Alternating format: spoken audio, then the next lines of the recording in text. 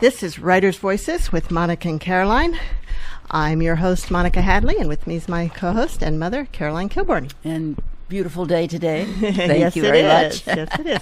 So, Caroline, tell us who we have. We actually have two guests today. Yes. And so tell us who's up first. The first one is a gentleman by the name of Deepak Singh, and he is from India. He is a writer, radio producer, and journalist. He's a frequent contributor to Public Radio International's The World, and has written for the New York Times, National Public Radio, the Boston Globe, and the Atlantic. And his book is entitled, How May I Help You? An Immigrant's Journey from MBA to Minimum Wage. And it's a very good book, let me tell you. Welcome to Writer's Voices, Deepak. Thank you very much for having me, Monica. So, why don't you just give us a kind of a brief synopsis of the story in How May I Help You?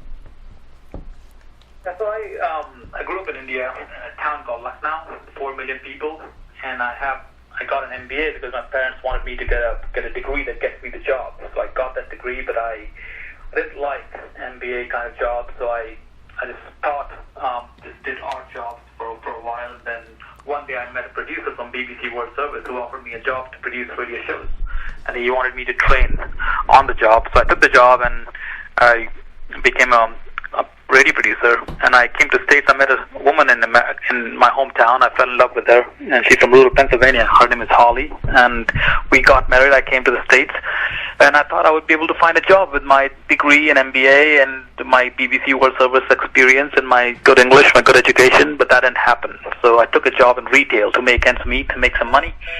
And I worked in retail selling electronics to people in Virginia who speak with an extra syllable in every word. I mean, shrimp instead of shrimp. Anyway, so I worked there for 2 years, and I learned a lot about America, and just cultural stuff and consumer behavior and about my colleagues. But one of the most shocking things that I learned was the poverty, because I thought, in America, everybody drove a BMW and a Ferrari or Audis, but when I started working on retail, I realized that people were struggling to make ends meet on minimum wage. People were asking me, my colleagues asked me to loan them $10 or $5 so they could have lunch. I thought, you know what? You're not supposed to be poor. You're not supposed to be poor in the world's richest country. And that's most of the book hinges on the fact that how people struggle here and pay for childcare, and healthcare and child support, mortgage, house, rent, all by a minimum wage job. They didn't have a choice. They just kept working 1 job, 2 jobs, 3 jobs. So the book is about how I saw things and how I had to swallow my pride and put on a pair of khakis and shirt and just get off the floor and start selling people stuff, and also get to know my colleagues and friends who work there. So that's what the book is about. So, is this was your first book? This is my second book. Second book, okay. What was the first one about? First book was about it's the more of a humorous tone about me trying to figure out my life in the States. Figuring out cultural stuff in general, like driving on the wrong side of the road, or oh yes, of course, to buy a sandwich at Subway and not knowing like 4 different kinds of cheeses and stuff, or walking in a locker room to go to swimming pool with a room full of naked men, not knowing just humorous stuff, more like Bill Bryson's I'm a Stranger Here Myself kind of book. Well, of course, what you saw America as being was from movies and TV, correct? You're right. Yeah, so this is why you had kind of a skewed vision of what America was. And right, I had a very different perception of vision of America before I came here, because the only thing I saw and learned about States was through the movies I saw in India. Yeah, and of course that's true of your country. The people there, they now I was curious. You said that you when you went back to visit, you couldn't tell your parents where you worked. Now, why was that? Can you repeat the question? I'm losing you a little bit. Oh, when you went back to visit India, right. You had. What was it like? Well, you couldn't tell your parents about your work or anything about your job, and were you finally able to do that? To tell them about it? I didn't. I mean, I told them about where I worked, but I didn't tell them what exactly I did. I didn't tell them that I was standing on my feet for 8 hours and just selling stuff to people on a daily basis and making very small amount of money. So I didn't tell them that, but I did tell them the whole, like, what the business was about and not fine details of the job. Well, I would, from your book, I would have imagined that had they known all of the intricacies that you had to go through to become successful, they would have been very proud of you in that job, because you had to, figure out of course, for all the merchandise, but all the different kinds of people that came in and what they might want and so forth. I thought you did very well. It was a very interesting. Yes. Yeah, I mean, if somebody told them exactly what I went through, I still don't have the heart to tell them that, but they would also cry, but also feel that, I went through and I'm still here, and I'm a stronger person than I was before. Right. I'm also a changed human being. I have a lot of compassion for people who work in retail, and I've also a different perspective about how people live on such small amounts of money and are still able to put on a smile on a daily basis. Mm-hmm. So how long were you in the U.S. before you wrote this book? How long had you lived? I finished working there in 2006, and I started writing the book in 2011, 5 years after I quit the job. And so I had been here for 6 or 7 years when I started writing the book. Did you become a manager of that retail establishment, or? No, I did not. I was sales associate, salesperson the whole time. Uh-huh. Well, the last few pages of your book, I thought maybe when that new guy came and he thought what did he say? You're the man. So. yeah, the man. But I was the man in terms of how well I could sell, not because I was the manager. Oh, I see. Well, I was interested in the approaches of the different people in the store, the different, the clerks, and especially that one who was dishonest. I thought, that was yeah, and we see that all the time, of course, and it happens all the time. But I was in a strange position to handle that. Yes, but you handled it. You did exactly the right thing by telling Cindy. I had to think about it, and I just wanted to do the right thing, no matter what the outcome was going to be. Okay. Let's see. How did you go about finding a publisher here? When I finished the book, I started sending the query letter to all the various agents, literary agents around the country, and I got a lot of rejections, several rejections, and finally one editor liked the book, and she read it, and she said she wanted to see the whole thing, and then she read the whole thing, and she said, okay, we want to publish it. But it took a while. I mean, it took at least 2-3 years before I found a publisher. Okay. Well, I don't think that's unusual. It isn't, but was it discouraging for you after everything you'd been through?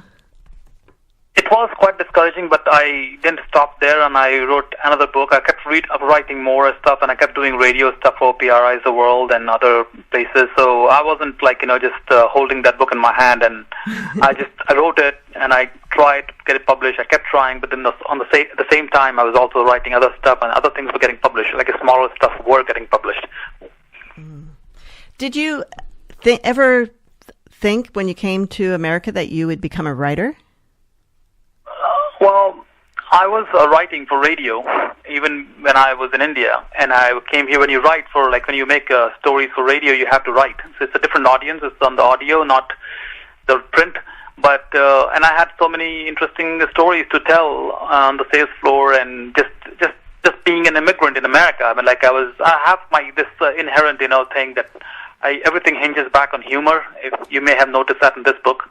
So I just couldn't stop telling people, about the stories, and I wanted to sit down and write. So I didn't know that I was going to become a writer, but this is who I am now. I thought it was interesting when you went back to visit India. So many people wanted you to bring them to America. They wanted That was the last thing they said. Take me with you, right? Take me back. And why is that they want to come? They said like when I was in India, they thought I was like foolish to think even like I want to return and live in India. It's like, come on, no, like half the India is lining up outside the U.S. embassy for a visa, and you want to quit everything, come back? Yeah. Deepak, where do you live now? I live in Maine, Brunswick. Wow. So I assume that Holly finished got her PhD? Yeah, she got a PhD, and I've been traveling or living in different places with her. She taught at University of Michigan and Notre Dame and Ohio, and now at Maine, Portland College, if you've heard of it. Wow. Yes. Yes. I also found it interesting that you got married in India, and then she came back to the States, and you then came afterwards. But it was very different. Your relationship started out very differently here than what it had been like in India, didn't it? Yes, it's like, if you go to a different country and marry a guy or a woman from that culture in that country, and you live there for a while, and then you move to the spouse's country, and all of a sudden you see the same person in a different light, in a different context. And that was a bit of it took a bit of getting used to. Mm-hmm. Seeing Holly in a different culture with her friends, who are also Americans and anthropologists, and the things that she talked about, and an environment is it takes a while to know that, okay, this is the same person you knew in India, but all of a sudden she's acting different, she talks different, she talks about different things, and did you really make the right decision, or was it a big mistake, And I couldn't really talk about my feelings with anybody because it was my decision, and I could not have shared this with my parents because they would not have known what I was talking about because they'd only seen Holly in India. So, you know what I mean? Right. And so it was difficult in the beginning, but Holly was a very sensible, she's a very intelligent woman, and so slowly if she was also having a hard time with me because I was not happy in the beginning, and she didn't know what to do to make me happy. Mm-hmm. So, we talked a lot, and things got better slowly. We are still together. Good. That's good. One thing that really complicated, I'm sure, is that the living situation, you were living with a group of her friends. Right. Instead of just the two of you. That must have been challenging. I think that was the part of the problem, because if we had been living together from the very first day, it would have been okay. But she was with her friends who were mostly ladies and women, and she had a different kind of relationship with them. They didn't know anything about who this guy was, and all of a sudden I was in that house, and right. So they couldn't adjust to me. I had to adjust to them, and I didn't know what to do to adjust or be American all of a sudden or talk about things that they knew. I mean, I didn't grow up watching the same TV shows, the same cartoons, the same books. There was definitely a gap between the culture, It was it takes a while. I've been living here for 13, 14 years now, so I know enough of this culture to be able to strike a conversation or be part of a conversation. But it was hard when you were one day new, just arrived, it's fresh off the plane. So yeah. So you had when you got here, you couldn't immediately start to work. You had to get a work permit. Is that correct? Yes. I mean, I also didn't know this. I thought you get the visa, and you get the visa, you also can work. But that was not true. So I had to apply for a work permit. That took 3 months. And those 3 months, most of my money that I brought was gone. And I was very lonely and bored and frustrated because, as you know, I had a good job back in India. I was very free. I had freedom to do what I wanted. And all of a sudden I was confined to a single room and no friends and just Holly, who was studying all the time. Mm-hmm. So, it's it had become a sort of a, prison. Yeah. Wow. Now, you're limited to, you're limited to a room and no friends and no money. You cannot go, and you don't know how to drive. You can't work. You don't have places, your familiar friends you can go and hang out and talk about. Phone calls are very expensive back to India, and they're much cheaper with Skype and Facebook and on whatnot these days, but not then. Right. So it was, it changes you. It's hard. you go through hard stuff, and you learn, you re-examine your own life, your own self, and who you are, and you just, a different kind of patch in your life, which teaches you different things. Well, in this job that you had in the electronics store, you certainly grew. You certainly grew. I mean, your personality grew. You grew as a man. You grew as a person, and because you had to interact with not only your fellow workers, but also all these people that came into the store. And as you know, everybody has a story. And I was intrigued by the way you you approached people tried to approach them on a personal level. And not selling them right away, but and I thought that was good. I've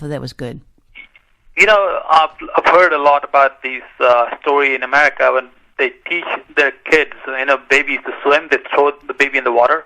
Yeah, it's very difficult for the baby in the beginning, but that's how he learns to swim, and he becomes a strong swimmer. So I was thrown onto a sales floor. It was rough. I was not enjoying, but I'm really, really happy now that I did that. People came to me so I could talk. I didn't have to stop anybody on the street to have a conversation. People came to me looking for some things, and I was able to talk to them. Right. And slowly I got to know them on a personal level. I told them my story. Sometimes they told me their very personal stuff. And sometimes it was good, sometimes it was hard. But then you're right. I've learned a lot. I've changed. I have a different perception about people who work in retail or people who work in service or anywhere, even in India or America. All kinds of people, all shades of people. So that was very, very, interesting training for me. Well, one thing I took away from this is how, this is a low-wage job, and yet it requires a lot of intelligence and an ability to learn and knowledge of the product. Of the product, my gosh.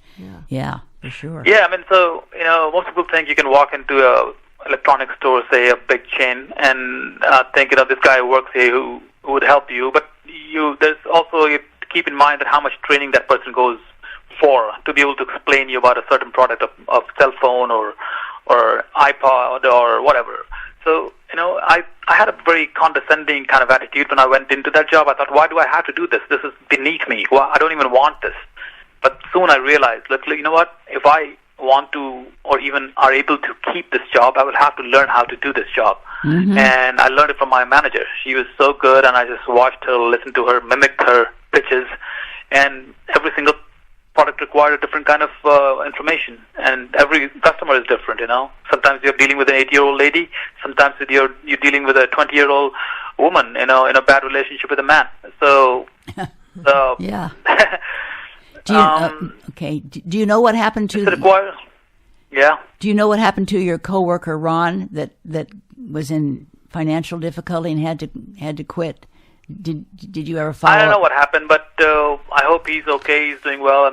Wages have gone up since then. It was only $5-6 an hour back then, but it's much more now. And I hope he has become manager or done well somewhere else. I'm not in touch with any of the folks in the store.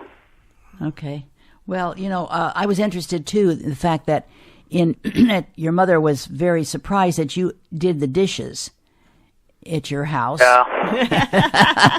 Well, that's a difference in culture. It's like you said, in India, if you can possibly afford a maid, you have a maid. And yes. And here, that just isn't the case at all. Might like to have a maid, but we don't have one. It's also a part of the cultural, a status symbol in India. Even if you cannot afford it, you try everything to be able to afford a maid, even though probably you might not need one. You dishes by yourself. It's not a big deal. I know now. I would if I went back to India, I would never have a maid. I know how to wash dishes. So in India, my mother thought not only that it was hard for me to wash dishes with my hands, but also that I had to do such things is so horrible. But it wasn't. I quite enjoy washing dishes. It's kind of an interesting time when I think about stories. I think that the attitude that there's nothing that is beneath you is really key to success. Yeah, you're right. Oh, that's called work ethic, isn't it? Yeah, it is. Yeah. So, Deepak, very important, yeah. Deepak, would you like to read a little bit from the book? so that the listeners can get a feel for your great storytelling? Yeah, I'm going to read from a book, a chapter called Transit. I'm describing here as I am packing stuff to come to America. You can tell me when to stop. You said 5 minutes is okay? Yes. Okay. It was my first international journey. As I packed my suitcase, I kept noticing new items in it. My mother was rearranging it every few hours, adding a jar of her homemade mango pickle or a box filled with medicines in case I got a headache, flu, or indigestion. I noticed there was a couple of tubes of toothpaste and a few bars of soap. I didn't question her, but it seemed as if she was thinking I might return before the soap or toothpaste ran out. Sad. I didn't want to make her sad by reminding her that I was traveling on a one-way ticket. My father bought me thermal underwear and said, never step out of the house without wrapping up well. He shoved a wad of cash in my shirt pocket. He looked away and he said, I know this is not much, but this is all I have right now. He didn't want to show me his wet eyes. With a heavy heart, I left my home in Lucknow. I cleared all the formalities at the airport in New Delhi. As I sat waiting at the gate, the various events that had led to this day dawned on me. I was actually moving to the United States. As I write this, I wonder what I, the Deepak, who has lived in the States for more than a decade, would say to the Deepak that was waiting at the New Delhi airport to come to America for the first time. I would not discourage him from coming to the United States, but I would tell him the realistic picture. That the America he's going to see in person is very different from the America he has seen in Hollywood movies in India. Yes, even janitors own a car in the United States, not because they can afford one, but because they cannot afford to not own one. Yes, Indians are among the most successful immigrants in the United States, but not all Indians, all immigrants in general own motels and businesses and become doctors. There are Indians who mop the floors and clean the toilets and struggle to pay their rent. America has the world's best health system, but it's not available to everyone. I would also tell him, myself, to leave behind my ego, arrogance, or privilege that he might have had in India.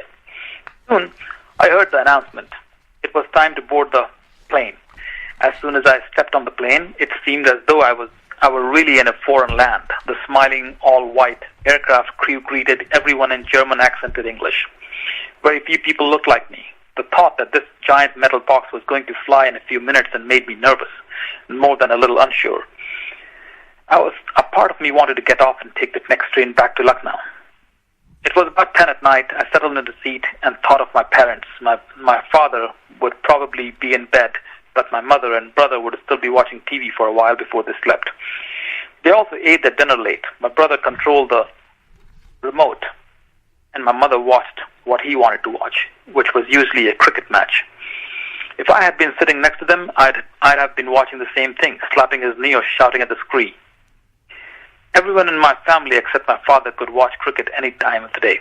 I found the menu in the back pocket of the airplane seat. Among the many choices, I could recognize only one item, samosa. Soon, the aircraft took off. Out of my window, I saw the twinkling lights of New Delhi fading away from me as the plane soared. Slowly, everything turned into darkness, as if India were turning off its lights for the night, saying goodbye to me. I rested my head on the window, straining my eyes to see the last glimmer, and then faded to sleep. The next time I opened my eyes, the captain was telling us we were descending into Vienna. Should I keep going, or? Yeah, that's a good place to stop. Thank you. All right, thank you. And if you're just tuning in, this is Writer's Voices with Monica and Caroline, and we're speaking today with Deepak Singh, author of How May I Help You? An Immigrant's Journey from MBA to Minimum Wage. And back again. You don't get into that in the story, but you didn't remain a minimum wage employee. No. Do you feel like the American dream has come true for you? It is. I mean, the book seems like it is a sad story, a downward mobility, but it's also a success story because I did become one of the top salesmen in the store and in several other stores around the city.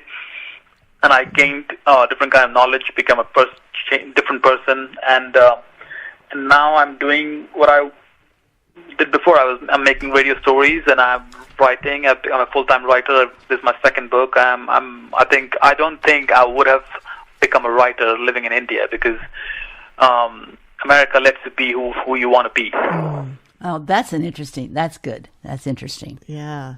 I was interested that the part about where you called in sick one day, and so then they were, so your coworkers were ready to sue the restaurant where you thought, but that was, she said food poisoning. Yeah, food poisoning. Everybody's so anxious to sue, and you notice so many caution signs around the mall.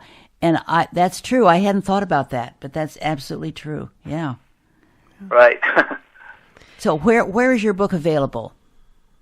It's available everywhere, in Amazon, Barnes & Noble, and stores, University of California website. And when did it come out? When was it published? February 14th, 2017. Okay, so it's been a few months. And have you gotten a pretty good response so far? I've gotten reviews from Kirkus Reviews, good review, and Booklist, good review, and I've also been featured in Atlantic magazine, the Atlantic, and the people are posting good reviews on Amazon and Goodreads, so I'm guessing people are liking it. Well, I don't know how much influence we have, but I recommend this book highly. It's really so much interesting to read. It is. Yeah, it definitely is. I couldn't really put it down. I wanted to see what happened in the next chapter. Thank you. It's a big compliment. Thank you so much. And Deepak, are you working on another book now? I'm working on another book. Can I quickly share with you what it is about? Sure. So, right after quitting that job, I went to India for a year because my wife was doing her field research in my hometown. And when I was there for a year, my father asked me to build a house for him. So he had just retired, and he had gotten about $30,000 in something like that in retirement fund. And he said, hey, I have the money and you don't have a job, so how about you build a house for us? So basically what he wanted me to, wanted me to be the contractor, the guy who arranges plumbers, electricians, bricklayers, and all the stuff for the house. And so I built a house in 9 months, and it was a reverse culture shock on steroids. Whoa. I'd gone from driving an Oldsmobile in Virginia to driving a 100cc motorbike, and I'm building a house. So that book is about India. Well, you have a lot of talents, and that's good. And a lot of courage. Oh, now I managed to build a house. It's not fallen yet. Oh, well, that's good. That's good. Yeah. Well, Deepak, thank you so much for joining us today on Writers' Voices. Thank you, really Monica and Caroline. Pleasure to have you. Caroline. Yeah. Caroline, thank you so much for having me. And we're going to take a little musical break now and see you next week on Writers' Voices.